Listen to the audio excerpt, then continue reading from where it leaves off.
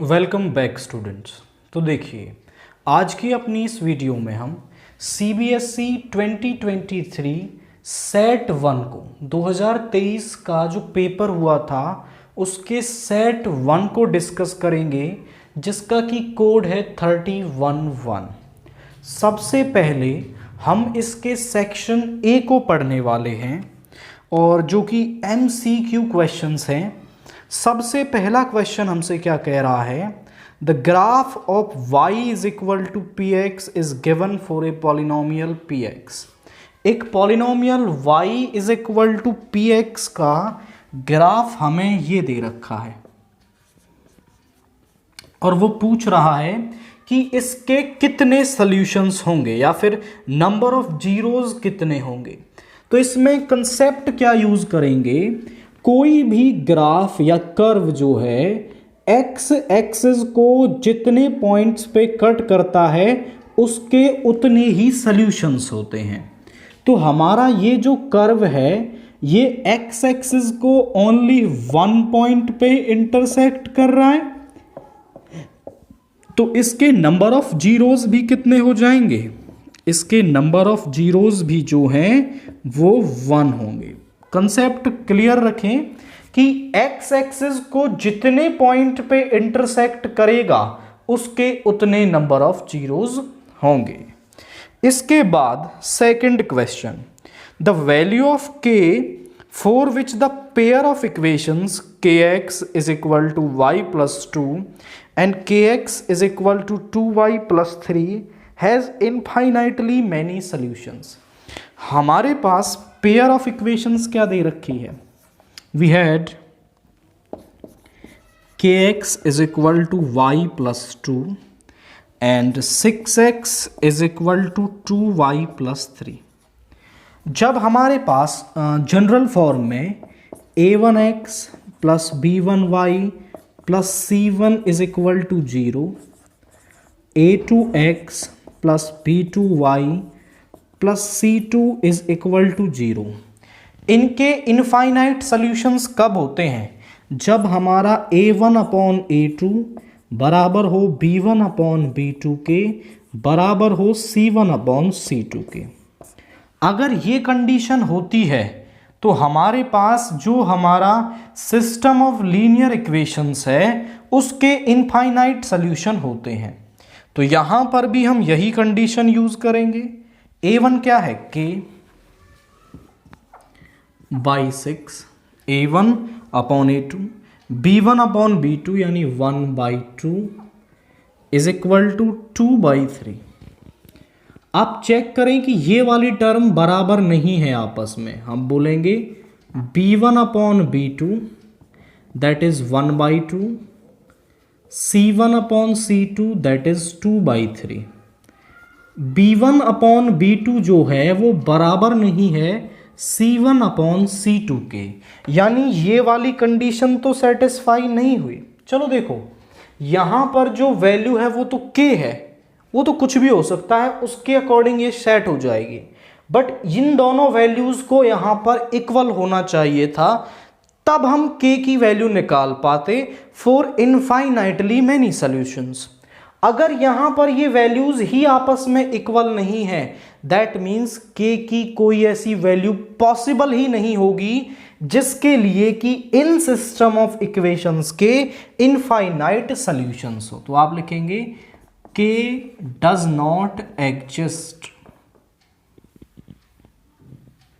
जो k है वो एग्जिस्ट ही नहीं करेगा हमारा।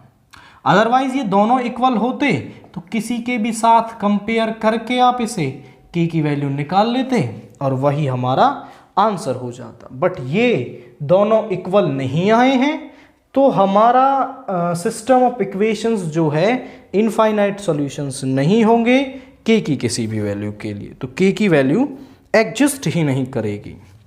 क्वेश्चन नंबर 3 है, if p minus 1 comma p plus 1 and 2p plus 3,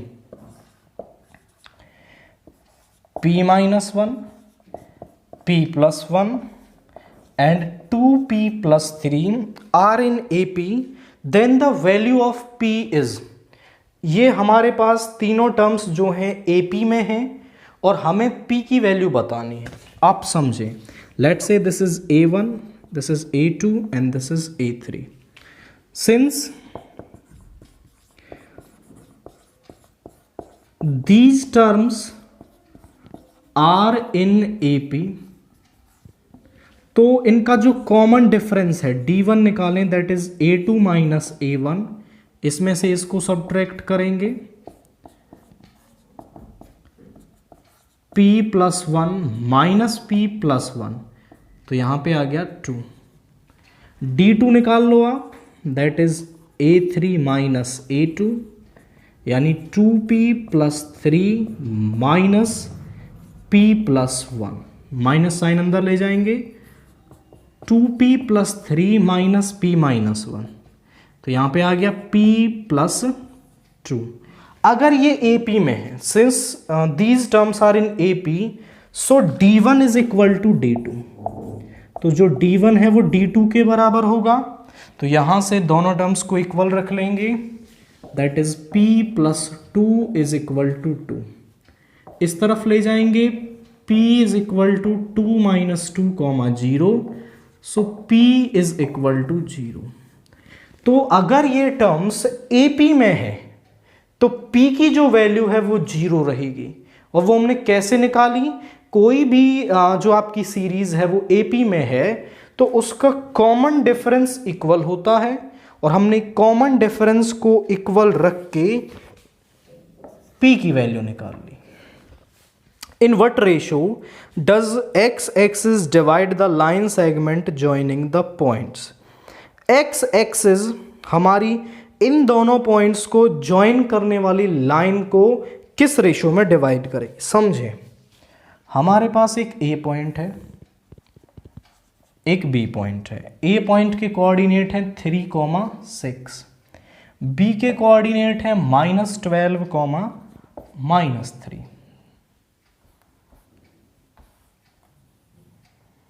और हमारी यहां पे मान लीजिए आप x एक्सिस क्रॉस कर रही है, x एक्सिस इन दोनों पॉइंट से ज्वाइन होने वाली लाइन को किस रेशो में डिवाइड करेगी? तो मान लीजिए x एक्सिस और इस लाइन का जो कॉमन पॉइंट है वो है let's say this is C, जिसके कोऑर्डिनेट मान लिए x, 0। 0 क्यों माना है? क्योंकि ये जो लाइन है वो x एक्सिस है और x एक्सिस पर y और कोऑर्डिनेट की जो वैल्यू है वो 0 होती है, तो y की वैल्यू 0 हो गई यहां पर। अब मान लिया कि ये इसको k/1 में डिवाइड करता है, हम जो रेशो मानते हैं वो m/n भी मान सकते हो, बट उससे कैलकुलेशन काफी टिपिकल हो जाती है। सो जनरली कॉमन प्रैक्टिस ये है कि हम उसको k/1 में मानते हैं। सो bisection formula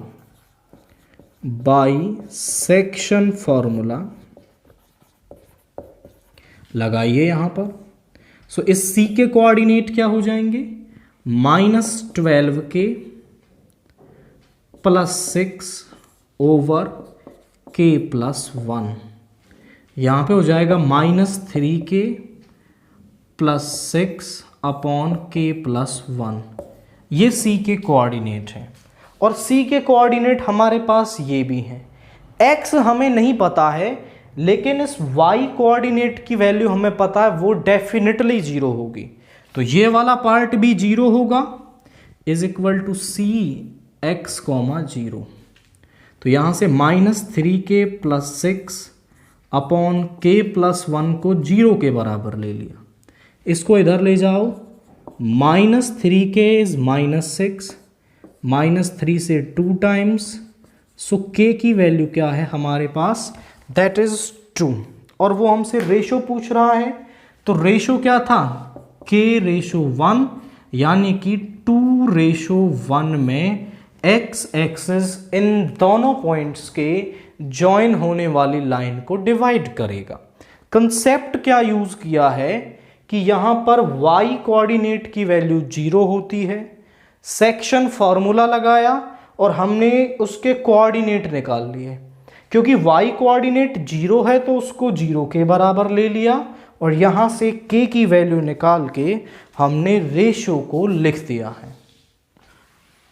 now question number 5 देखिए। In the given figure PQ is the tangent to the circle. जो PQ है वो इस सर्कल पर टेंजेंट है एट सेंटर्ड एट O, जिसका कि सेंटर O है। If angle AOB, this angle is 95 degree, find the measure of angle ABQ। ABQ यानी कि ये वाला एंगल हमें निकालना है। अब इसके लिए आप समझें कि यहां पर ये पॉइंट ऑफ कांटेक्ट है और ये वाला पूरा एंगल कितने का होता है? दिस इज ऑफ 90 डिग्री, क्योंकि रेडियस से परपेंडिकुलर पॉइंट ऑफ कांटेक्ट को ज्वाइन करने वाली जो लाइन है वो 90 डिग्री का एंगल बनाती है। पूरा एंगल मुझे पता है, अगर ये एंगल मिल जाए तो मैं ये वाला एंगल बता सकता हूं। अब आइसोस्केलस ट्रायंगल की एक प्रॉपर्टी होती है कि आइसोस्केलस ट्रायंगल में अपोजिट एंगल, ये साइडें अगर इक्वल हैं तो इस साइड का अपोजिट एंगल ये, इस साइड का अपोजिट एंगल ये दोनों एंगल्स क्या होते हैं? हमारे इक्वल होते हैं। तो आप चेक करें तो OAB is a isosceles triangle. आप पूछे सर कैसे हो गया? तो आप ध्यान से देखो कि जो साइड OA और OB हैं वो दोनों बराबर हैं, क्योंकि वो रेडियस ऑफ सर्कल है। रेडियस ऑफ सर्कल चाहे कुछ भी हो, दोनों इक्वल होंगे। तो ये वाला एंगल और ये वाला एंगल दोनों बराबर होंगे। लेट से हमने उसे x मान लिया। अब ट्रायंगल के तीनों इंटीरियर एंगल्स का जो सम है वो 180 डिग्री होता है। In triangle OAB this 95 degree plus x is 180 degree. तो यहां हो गया 2x इज 180 डिग्री माइनस 95, और ये हो जाएगा हमारा 85 डिग्री। 2 को इधर ले जाएंगे, x इज 85/2 डिग्री, यानी कि ये हो जाएगा 2 4 जा 8, 2 2 जा 4, 42.5 डिग्री। यानी कि ये OBA हमें मिल गया। OBA that is 42.5 degree. आप देखो ये मिल गया, टोटल हमारे पास है। तो यहां पर अब हम इसको लिख सकते हैं OBQ, ये जो पूरा है हमारा, this angle is 90 degree. Angle OBQ, ये जो पूरा एंगल है इसको मैं ऐसे भी लिख सकता हूं OBA, angle OBA plus angle ABQ। आप देखें कि ये जो OBQ है वो एक्चुअली में OBA इस वाले एंगल और ABQ इस वाले एंगल का सम है। तो हम इसे ऐसा लिख सकते हैं, OBQ हमारे पास 90 डिग्री का है, OBA है 42.5 डिग्री और ABQ हमें निकालना है। इसको इधर ले आओ। Angle ABQ is 90 degree minus 42.5 degree. So इसमें से सब्ट्रैक्ट करेंगे, यहां जाएगा 0.5 और यहां पे हो गया 9 minus 2 is 7, 47.5। Angle ABQ is 47.5 degree, that is our ABQ। तो केवल एक सिंपल सी प्रॉपर्टी आइसोस्केलस ट्रायंगल की हमें यूज करनी है और इस एंगल की वैल्यू बता देनी है। इसके बाद क्वेश्चन नंबर 6 देखिए। इफ 2 tan A इज 3, हमें यहां पर this is 6, 2 tan A is equal to 3 और हमें वैल्यू निकालनी है किसकी? 4 sin A plus 3 cos A upon में 4 sign A minus 3 cos A, इसकी वैल्यू निकालनी है। तो इसके लिए मुझे साइन ए और कॉस ए की वैल्यू की ज़रूरत है। यहां से इस 2 को इधर ले जाइए। tan ए किसके बराबर होता है हमारे पास? परपेंडिकुलर ओवर बेस, यानी कि यहां से जो परपेंडिकुलर है वो हमारे पास आ जाएगा 3 के, जो बेस है वो आ जाएगा 2 के। आप बोले सर ये के क्यों ले रहे हैं? मोस्टली बच्चे इसको ऐसा करते हैं कि परपेंडिकुलर 3 हो गया और जो बेस है वो 2 हो गया, इसके साथ के नहीं लेते हैं। के लेने का मतलब क्या है? देखो, परपेंडिकुलर ओवर बेस 6/4 में लिखूं तो 2 3 जा 4, 2 2 जा 2, ये 6/4 रहा हो तब ये 3/2 बन सकता है। हो सकता है कि ये 9/6 रहा हो और कैंसिल होके तब 3/2 बना। तो परपेंडिकुलर की वैल्यू एग्जैक्ट में नहीं बता सकता, क्योंकि मेरे को वो ट्रायंगल नहीं दिया हुआ है, तो हम एग्जैक्टली नहीं बता सकते कि उस टाइम पे परपेंडिकुलर 6 था या 9 था, क्योंकि हमारे पास तो रेशो है। तो हम एक ऐसा नंबर मान लेते हैं के, कि जिसको कैंसल करने पर ये परपेंडिकुलर और बेस दोनों बना होगा। अब देखो, इतना डेप्थ में चेक नहीं किया जाता है। आप परपेंडिकुलर 3 और बेस 2 लेके भी कर सकते हो, वो गलत नहीं है, बट ज़्यादा सही ये है कि आप के लेकर के उसको सॉल्व करें।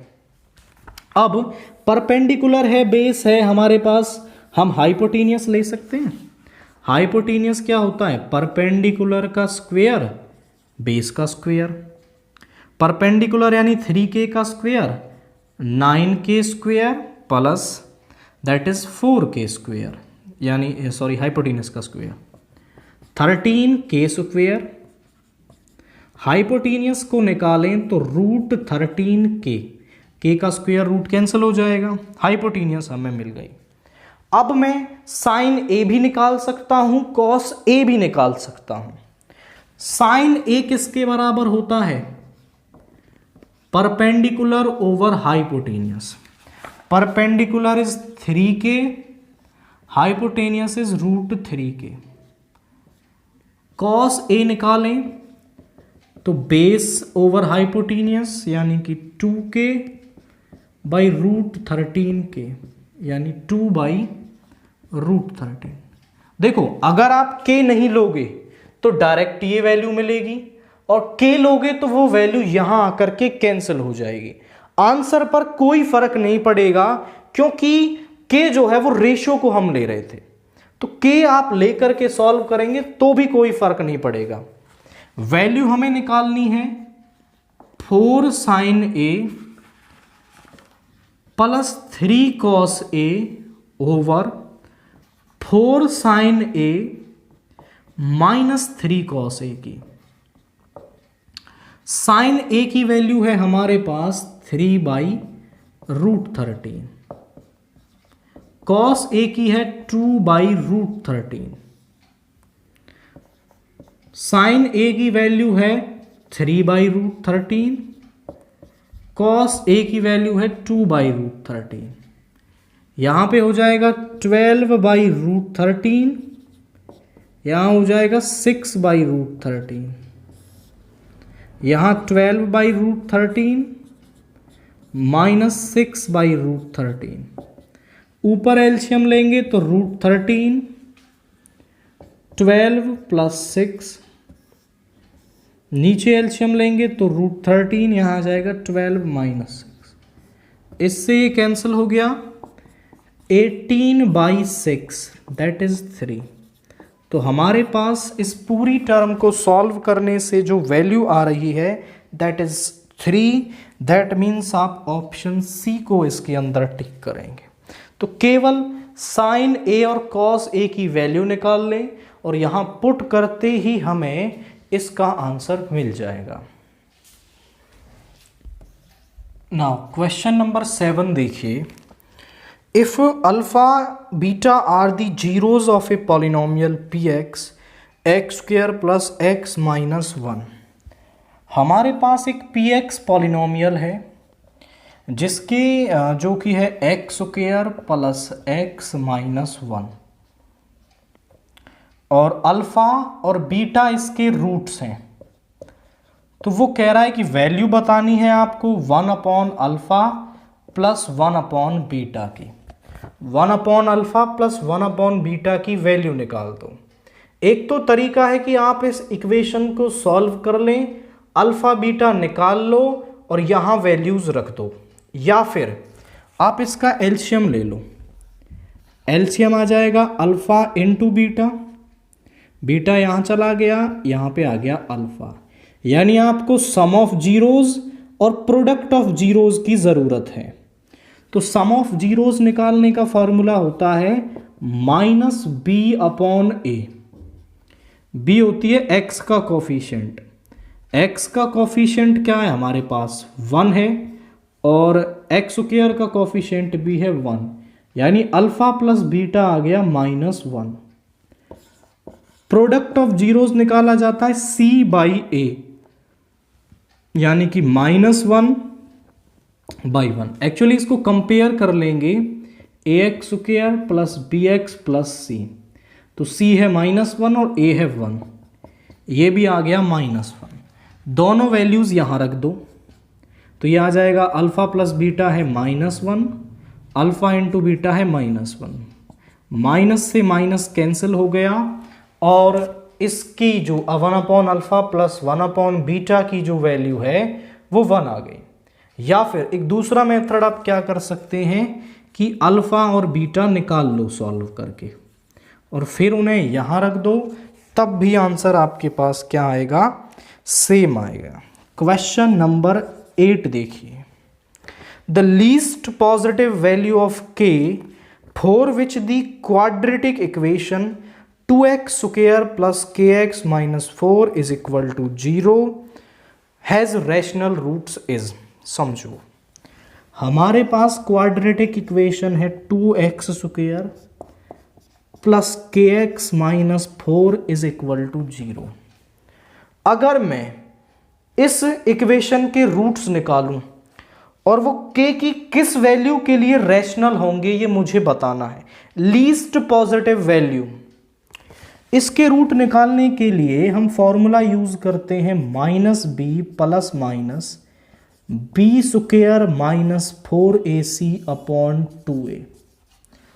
अब देखो ये वैल्यूज तो हमारे पास क्या है, एक्चुअली में रैशनल होंगी, बट अगर ये रूट के अंदर से आने वाली वैल्यू यानी बी स्क्वायर माइनस 4ac को हम सॉल्व करें और ये एक परफेक्ट स्क्वायर नंबर मिले तो ये टर्म पूरी क्या है, रैशनल नंबर बन जाएगी।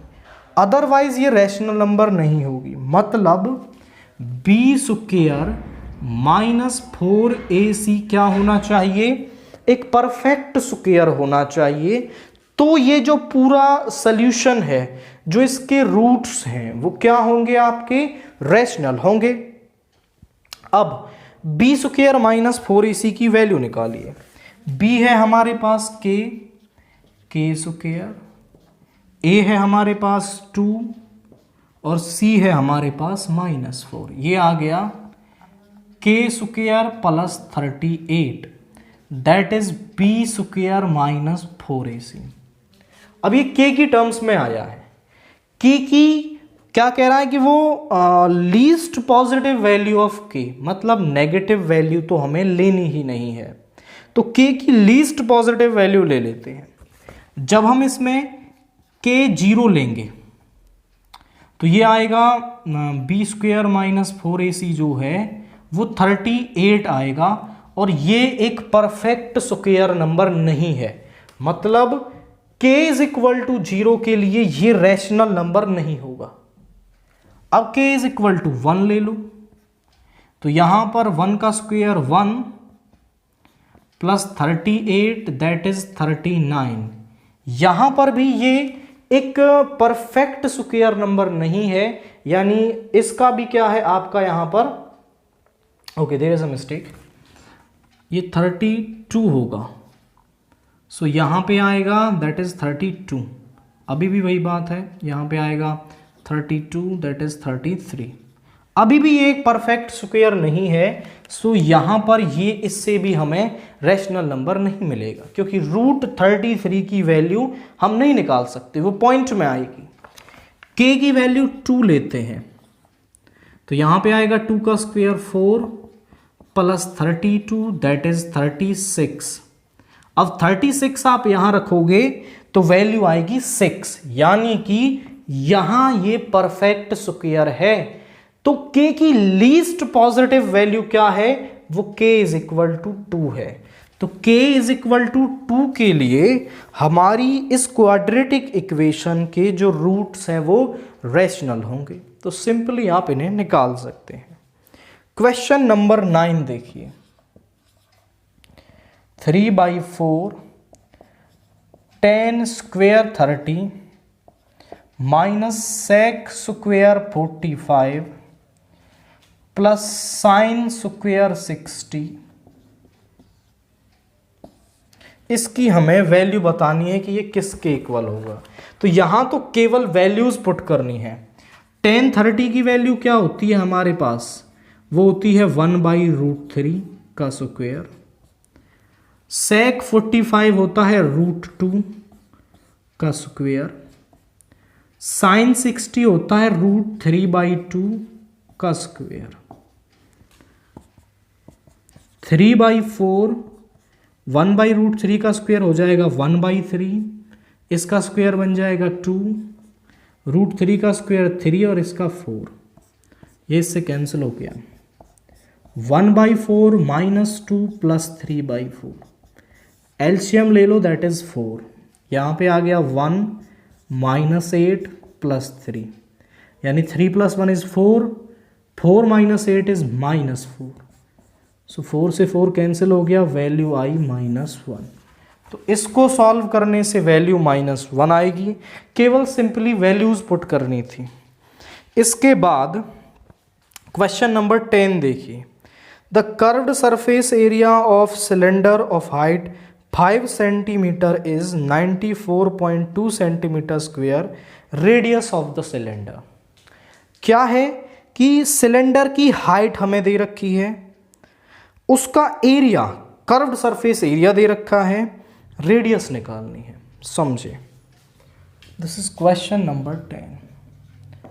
Radius of cylinder, let radius of cylinder is r, let the radius of cylinder is r and height is 5 centimeter. Its CSA is 94.2 centimeter square.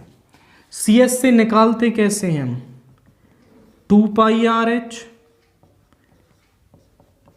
r है हमारे पास, हमें निकालना है, हाइट है 5, ये भी CSA ये भी CSA दोनों इक्वल होंगे, तो यहां से हमने इक्वल रख दिया, और यहां पे पाई की वैल्यू वो कह रहा है कि आपको 3.14 यूज करनी है। अगर वो नहीं कहता है so it's up to you, आप जो चाहो वो इस्तेमाल कर लो, बट उसने बोल दिया है कि टेक पाई 3.14, तो 3.14 इधर ले जाएंगे, 942/10, यहाँ पाई नीचे आएगा 3.14, पॉइंट हटाने के लिए 100, मल्टीप्लाई बाई 2 मल्टीप्लाई बाई 5, यहाँ पे 2 5s are 10, ये भी कैंसिल हो गया, दिस इज ये आई थिंक इससे 3 टाइम्स एग्जैक्टली कैंसिल हो रहा है, 3 4 12, okay 3 times, so r is 3 centimetre, तो r की वैल्यू क्या आएगी हमारे पास 3 सेंटीमीटर। CSA के फॉर्मूले में रखना है, CSA दे रखा है, दोनों को इक्वेट करेंगे तो आप वैल्यू निकाल सकते हैं। क्वेश्चन नंबर 11 देखिए, the distribution below gives the marks obtained by 80 students on a test. 80 students का कोई टेस्ट हुआ है और उसका डिस्ट्रीब्यूशन हमें दे रखा है, वो कह रहा है आप इसका मॉडल क्लास निकाल दीजिए। मॉडल क्लास क्या होता है, जिस इंटरवल में फ्रीक्वेंसी सबसे ज़्यादा है वो इंटरवल ही क्या होता है, हमारा मॉडल क्लास होता है। तो फ्रीक्वेंसी निकाल लेंगे हम, बट हमें इसके लिए इसको थोड़ा सॉल्व करना होगा। लेस देन 10, यहाँ पर less than 20, less than 30, less than 40, less than 50 and less than 60, इस तरीके से दे रखा है। नंबर ऑफ स्टूडेंट्स हमें दे रखे हैं, दीज आर 3, ये 3 हैं, ये 12 हैं, ये 27 हैं, 57, 75, 80, इस तरीके से।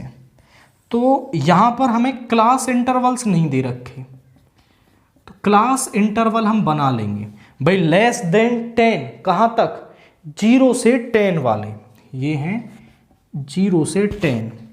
लेस देन 20 कहाँ तक, 10 तक, 10 से 20। ये 20 से 30, 30 से 40, 40 से 50, 50 से 60। फ्रीक्वेंसी निकाल लें, फ्रीक्वेंसी लेस देन 10 यानी 0 से 10 वाले तो 3 हैं, ये तो सेम आ जाएगा। ये है आपके लेस देन 20, मतलब 0 तक जाएंगे। इनमें से इनको सब्ट्रैक्ट कर देंगे तो हमें 10 to 20 वाले मिल जाएंगे, यानी 12 minus 3 is 8, 27 minus 12 is 15, 57 minus 27 is 30, and 75 minus 57 is 15 minus 7 is 8, और यहाँ पे आ गया 6 minus 5 is 1, 18, 80 minus 75 is 5। ये है फ्रीक्वेंसी। अब इसमें फ्रीक्वेंसी किससे, जो फ्रीक्वेंसी है वो किस इंटरवल की सबसे ज़्यादा है, आप चेक करें तो यहाँ पर आई से this interval has the greatest frequency, this class interval has the greatest frequency. तो ये जो इंटरवल है वही क्या है, हमारा मॉडल क्लास है। तो मॉडल क्लास क्या है हमारे पास, 30 to 40 जो इंटरवल है वही हमारा क्या है, इसके लिए मॉडल क्लास है। नाउ क्वेश्चन नंबर 12 देखिए, the curved surface area of a cone having height 24 centimetre, h is 24 centimeter and the radius is 7 centimeter. We have to find the CSA of cone. Curved surface area of cone होता है पाई R L, L होती है slant height. आप समझे, mostly बच्चे confuse होते हैं कि इसको भूल जाते हैं। समझो, ये कौन है हमारा, दिस इज कौन, ये हाइट है और ये रेडियस है, एंड दिस इज एल। जो हाइट है वो रेडियस पर 90 डिग्री का एंगल बनाएगी। एच और आर को यूज करके एल निकालना है। पाइथागोरस थ्योरम लगा दो आप यहां पर in A O B. In triangle A O B, A O का स्क्वायर प्लस ओ बी का स्क्वायर बराबर होता है ए बी का स्क्वायर। ए ओ का स्क्वायर यानी h square plus are square is l square. इस स्क्वायर को इधर लाएंगे, so l is h square plus are square. H का स्क्वायर, एच है हमारे पास 24 का स्क्वायर हो जाएगा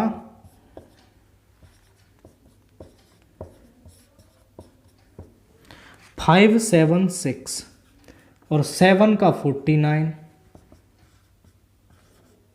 625 और ये होता है 25, यानी कि स्लैंट हाइट हमारे पास आ गई 25। सारी वैल्यूज यहां रख दो। यहां पे पाई हो गया 22/7, radius is 7 and this L is 25। 7 से 7 कैंसिल हो गया, 55 यानी 550 centimetre square. So this is our CSA of cone. केवल एक ही पॉइंट था कि यहां पर हमें स्लेंट हाइट निकालनी थी। डायरेक्ट याद रख लो कि जो L है वो बराबर होता है root of H square plus are square. अगर भूल जाते हो बाय द चांस एग्जाम में तो आप कौन बना के सीधा वैल्यू निकाल सकते हो। इसके बाद क्वेश्चन नंबर 13 देखिए। क्वेश्चन नंबर 13 है the distance between the points. यहां पर है 0,2√5, दूसरा पॉइंट है -2√5, 0। ये A है, ये B है। अगर मैं इनके जनरलाइज्ड कोऑर्डिनेट्स मानूं x1 y1 x2 y2, तो जो डिस्टेंस AB है वो किसके बराबर होती है? डिस्टेंस AB का जो फॉर्मूला है, जो डिस्टेंस फॉर्मूला है वो क्या होता है? x2 माइनस x1 का square plus y2 minus y1 का स्क्वायर। सो यही फॉर्मूला हम यहां लगा देंगे। सो -2√5 -0 का स्क्वायर प्लस 0 -2√5 का स्क्वायर और इसका स्क्वायर रूट। अब ये तो -2√5 बन जाएगा। -2√5 का स्क्वायर होगा 2 का स्क्वायर 4 और √5 का 5 हो गया। -2 का स्क्वायर 4, √5 का हो गया 5, यानी कि 20 + 20 दैट इज √40। 40 को लिख सकते हैं 4 × 10। 4 बाहर आके 2 बन गया, 2√10 centimetre. So this is the distance between these two points. Only distance formula use करना है और हम इनके बीच की डिस्टेंस को निकाल पाएंगे। इसके बाद क्वेश्चन 14 देखिए। Which of the following is a quadratic polynomial having zeros? Alpha है -2/3, बीटा है 2/3। हमें एक क्वाड्रेटिक पॉलिनोमियल के जीरोस दे रखे हैं और उस क्वाड्रेटिक पॉलिनोमियल को निकालना है। तो हमारे पास फॉर्मूला होता है, देखिए, अगर मैं इनका सम अल्फा प्लस बीटा निकालूं तो वो तो 0 आ गया, काफ़ी सिंपल। अल्फा इंटू बीटा निकालूं तो ये आ जाएगा -4/9। हमारे पास फॉर्मूला होता है, वी हैड, यहां पर होता है k × x² minus sum of zeros into x plus product of zeros.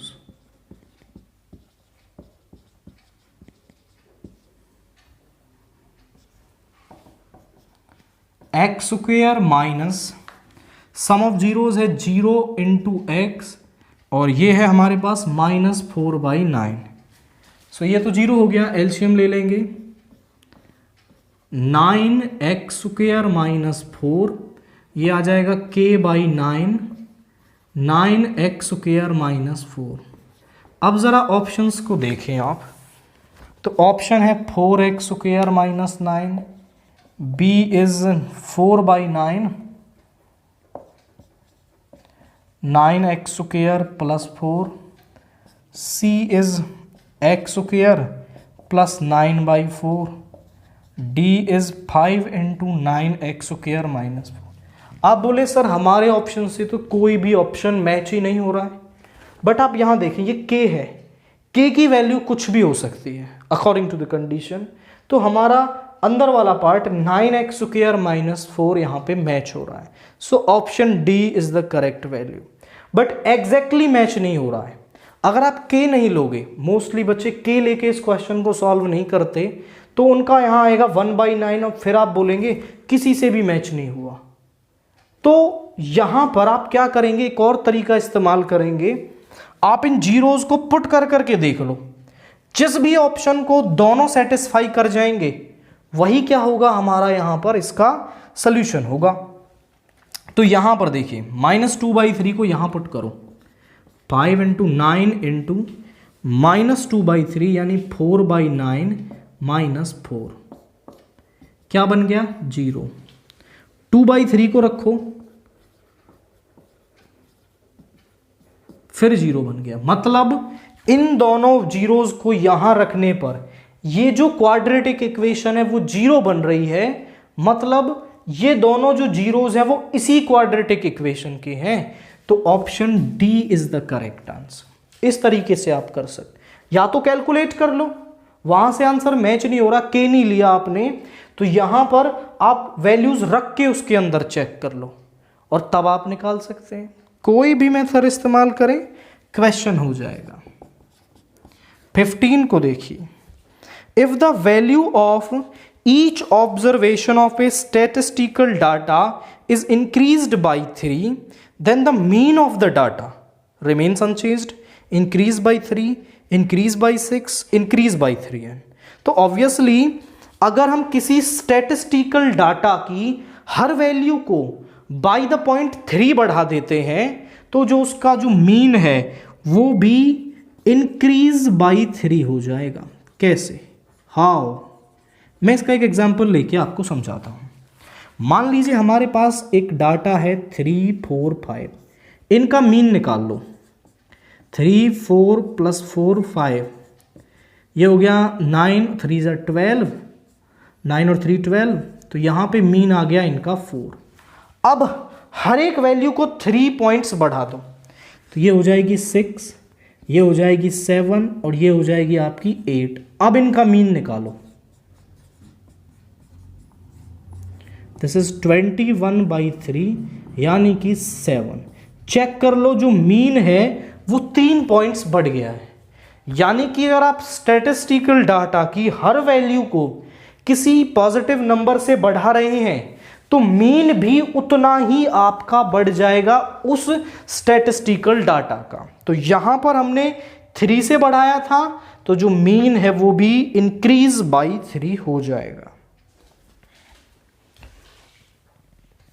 Now question 16 देखिए, probability of happening of an event is denoted by P। P probability है happening की, किसी इवेंट के होने की, एंड Q probability है not happening की, मतलब उसके ना होने की probability। तो वो कह रहा है कि कौन सा रिलेशन P और Q के बीच में ट्रू होगा। तो आप देखें, किसी इवेंट के होने और ना होने की प्रोबेबिलिटी को यदि हम ऐड कर दें सो वी विल गेट 1। होने और ना होने की प्रोबेबिलिटी का जो सम है वो 1 के बराबर होता है। चेक कर लो, दैट इज ऑप्शन ए, यही हमारा ट्रू है यहां पर। अब इससे ही आपके सारे रिजल्ट बन सकते हैं, तो ऑप्शन ए इसका आंसर रहेगा। इसके बाद क्वेश्चन नंबर 17 देखिए, this is also from probability.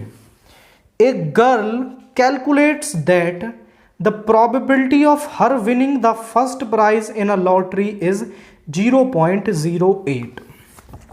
Late A denotes the event of winning prize। हमने मान लिया कि प्राइज जीतने का जो इवेंट है वो क्या है हमारा, वो A है, डिनोटेड बाय A।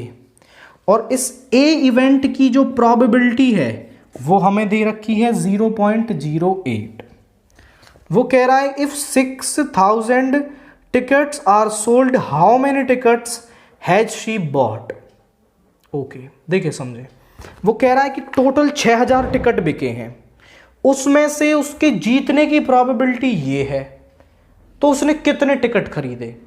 तो मान लेते हैं let she bought x tickets, she bought x tickets, और टोटल टिकट्स कितने हैं, total tickets sold these are 6000।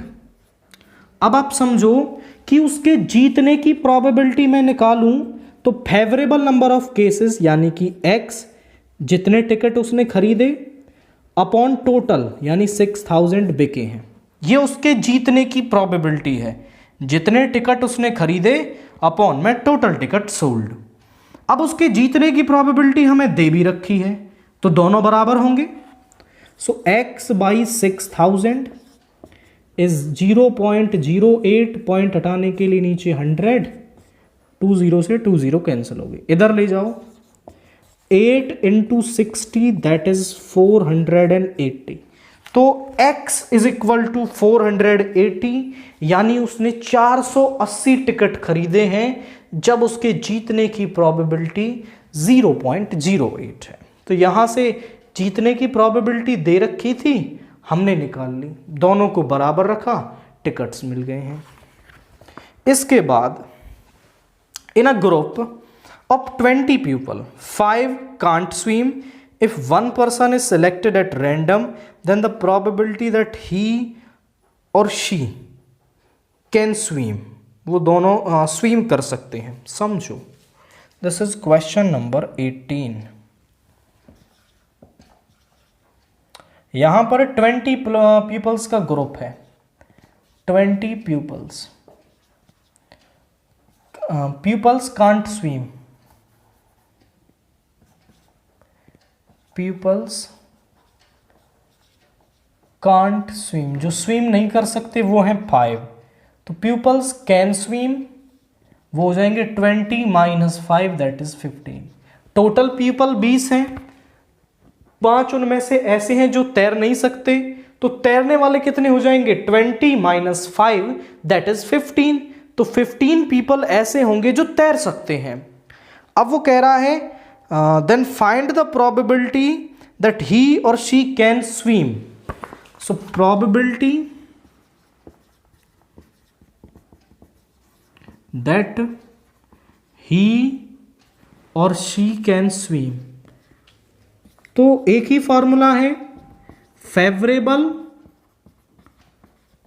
Number of cases upon total number of cases.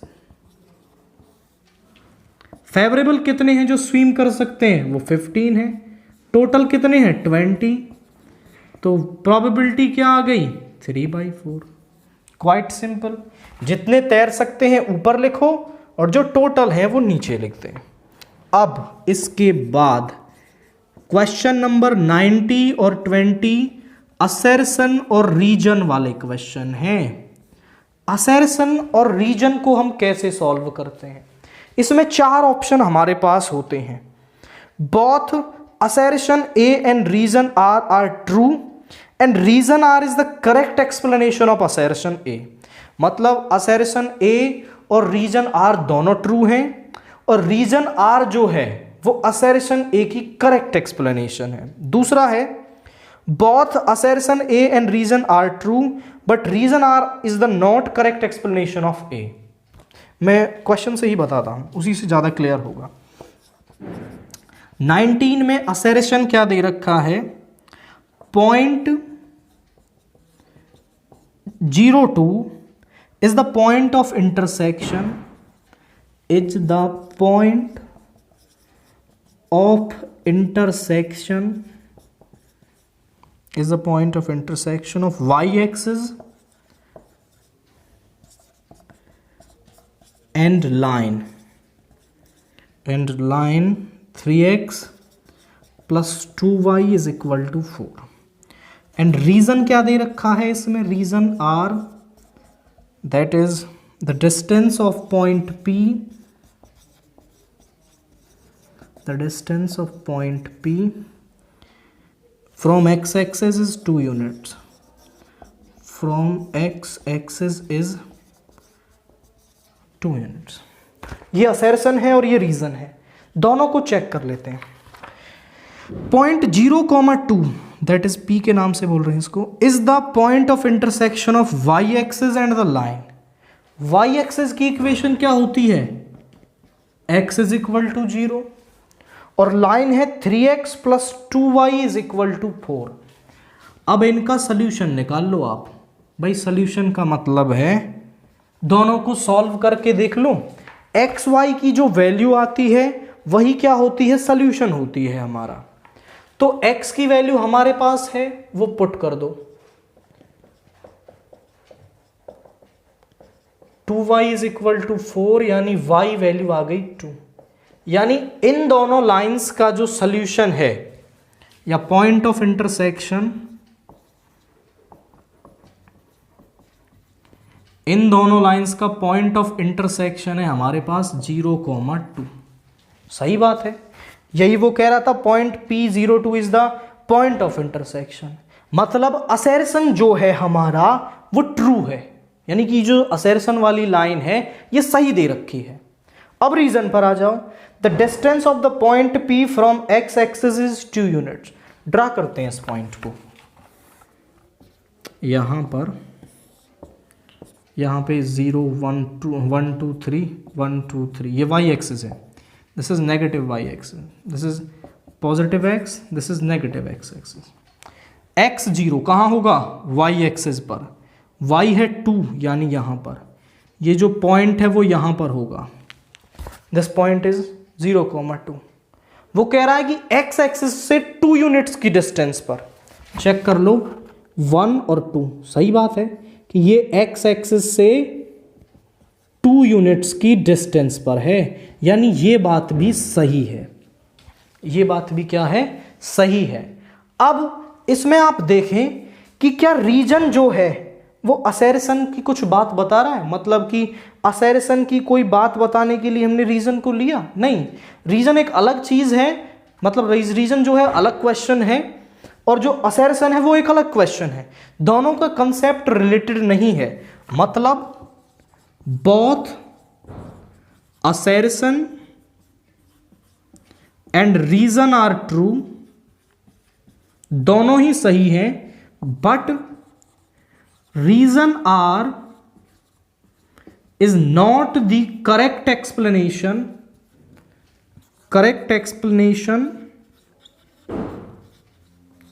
Of assertion. कि रीजन आर जो है ना ये इसकी करेक्ट एक्सप्लेनेशन नहीं है। करेक्ट एक्सप्लेनेशन क्या हो सकती थी यहां पर कि किन्हीं दो लाइंस के जो पॉइंट ऑफ इंटरसेक्शन होता है ना वो उनका सोल्यूशन होता है, कुछ ऐसा करके कोई स्टेटमेंट वो देता तो इसकी ये करेक्ट एक्सप्लेनेशन होती। बट अब इस ऑप्शन को मैच कर लें, कौन सा है?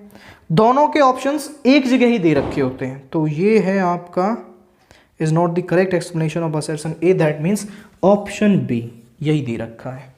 तो ऑप्शन बी को आप इसके अंदर टिक करेंगे। नाउ क्वेश्चन 20 देखिए, असर्शन क्या दे रखा है? The perimeter of triangle ABC is rational number. इस ट्रायंगल का जो पेरीमीटर है वो रैशनल है, इसको हम चेक करेंगे। The sum of squares of 2 rational number is always a rational number. तो दोनों स्टेटमेंट्स को चेक करते हैं कि क्या ये स्टेटमेंट्स सही हैं और फिर हम मूव करते हैं। ये हमें दे रखे हैं, राइट एंगल ट्रायंगल है, AC निकाल सकते हैं by PGT Pythagoras theorem. AC का जो स्क्वायर है वो बराबर होगा AB का स्क्वायर प्लस BC का स्क्वायर, यानी कि 2 का स्क्वायर 4, 3 का 9, दैट इज 13। स्क्वायर को इधर ले जाएंगे, दैट इज √13। ये हमारे पास आ गया √13। पेरीमीटर निकाल लेते हैं इसका। पेरीमीटर क्या होगा? AB plus BC plus CA, जो हो गया 2 + 3 + √13 यानी 5 + √13, जो क्या है? इर्रेशनल है। बट असर्शन कह रहा था the perimeter of triangle ABC is rational number, but हमने जब पेरीमीटर को निकाला तो वो इर्रेशनल आया, मतलब असर्शन इज फॉल्स। तो ये हमारी बात गलत है। रीजन को और देख लेते हैं। The sum of squares of 2 rational number is always a rational number. हमने 2 रैशनल नंबर मान लिए, जैसे 2 और 4, 2/1 और 4/1। इन दोनों का स्क्वायर करें और ऐड करें तो जो नंबर मिलेगा वो भी क्या होगा? रैशनल होगा। भाई ये बात तो बिल्कुल सही है। हमने इसका स्क्वायर किया और ऐड किया तो जो नंबर मिला वो भी क्या था? रैशनल था, मतलब ये ट्रू है। So assertion is false and the reason is true. कौन सा ऑप्शन हो जाएगा? Assertion is false but reason are is true, यानी option D. Assertion is false, and reason is true, ये हो जाएगा यहां पे। करेक्ट एक्सप्लेनेशन के बारे में तो हम तब जाते हैं जब दोनों सही हो। अब ये गलत है, ये सही है, ऑप्शन डी करेक्ट मैच हो रहा है। अब इसके बाद सेक्शन बी को देखिए, जो 2 मार्क्स क्वेश्चन है। सबसे पहला question, that is question number 21, क्या कह रहा है? Solve the pair of equations x is equal to 3 and y is equal to -4 graphically. इन दोनों इक्वेशंस को ग्राफिकली सॉल्व कीजिए। तो ग्राफिकली सॉल्व करने के लिए हमें इनका ग्राफ बनाना होगा। ग्राफ बनाते हैं इनका, देखिए यहां पर x is equal to 3,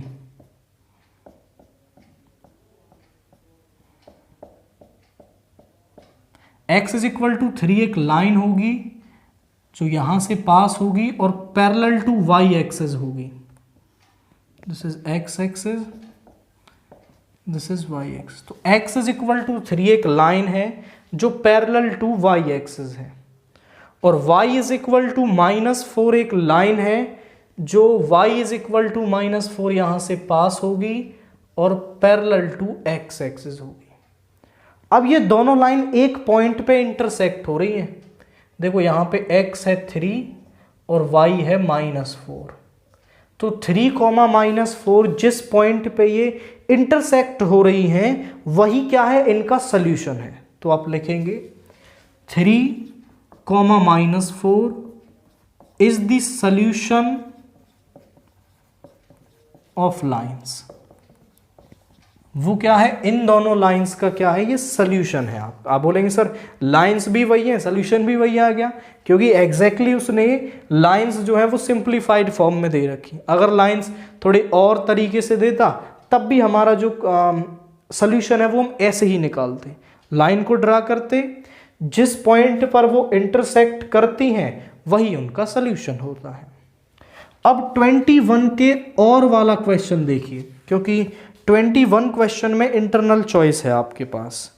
using graphical method find whether the following system of equations is consistent और नॉट। कंसिस्टेंट का मतलब क्या है? अगर इनका कोई सॉल्यूशन है तो वो कंसिस्टेंट है, चाहे 1 हो 2 हो या कितने भी हो, कंसिस्टेंट है। और अगर इनका सॉल्यूशन नहीं है तो वो कंसिस्टेंट नहीं है। ग्राफिकल मेथड से ही चेक करना है। तो सेम ग्राफ बनाएंगे, अगर लाइंस कहीं इंटरसेक्ट होंगी तो सॉल्यूशन मिलेगा, कंसिस्टेंट होगा। लाइन इंटरसेक्ट नहीं होंगी तो इनकंसिस्टेंट होगा। समझे? x is equal to 0 and y is equal to -7। This is x negative x, y negative y।